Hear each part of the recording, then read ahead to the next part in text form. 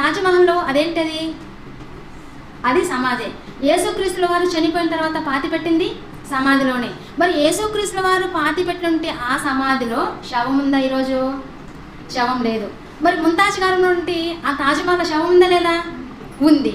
మరి ఇందులో ఏది వింత? శవం ఉన్నది వింత, శవం లేనిది వింత? శవం లేనిది వింత. అంటే ప్రపంచ వింతల్లో ఏది చూపించారు? ఇదిగో యేసుక్రీస్తుల వారు భూమి మీదకి వచ్చారండి, 33.5 సంవత్సరాలు జీవించాడు, మరణించిన తర్వాత యేసుక్రీస్తుల వారిని సమాధిలో పెట్టారు. సమాధిలో పెట్టినట్టు యేసుక్రీస్తుల వారు మళ్ళీ మృత్యుంజయుడై 3వ దినాన్ని లేచారు. ఇది వింతని చూపించాలి, కానీ దాన్ని చూపిస్తున్నారంటే లేదు. అంటే తిరిగి లేవడమే వింత.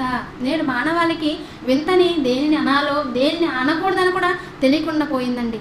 అంటే వింత అనగానే నిర్మాణాలు వింత అనుకుంటున్నారు, ఇదిగో మరి కట్టడాలను వింత అనుకుంటున్నారు, ఆ బిల్డింగ్ చూసి అవి వింత అనుకుంటున్నారు. కానీ ఇదిగో బైబిల్లో ఉన్నటువంటి విషయాలని చదివితే కానీ మనిషికి